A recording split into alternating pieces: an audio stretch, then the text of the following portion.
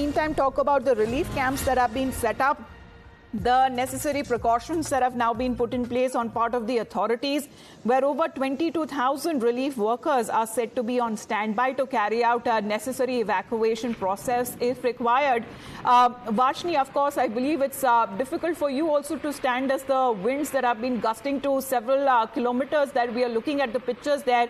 So if you're not facing too much difficulty, just quickly explain and describe to us.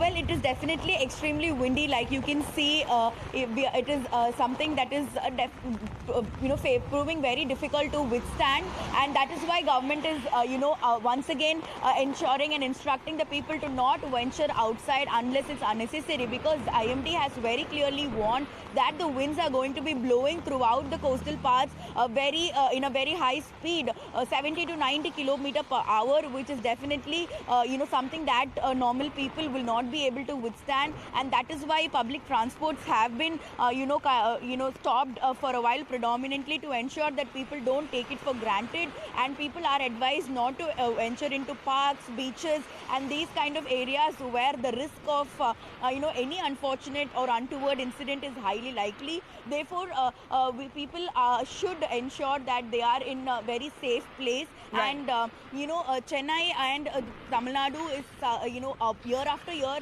we have been seeing multiple cyclones, and we have been facing these all kind right. of So we will not ask you to remain outdoors also for a long time there, Varshini. Take care of yourself. However, we'll come back to you with latest updates that are now expected throughout the day, with necessary proactive steps that have been taken up by the administration.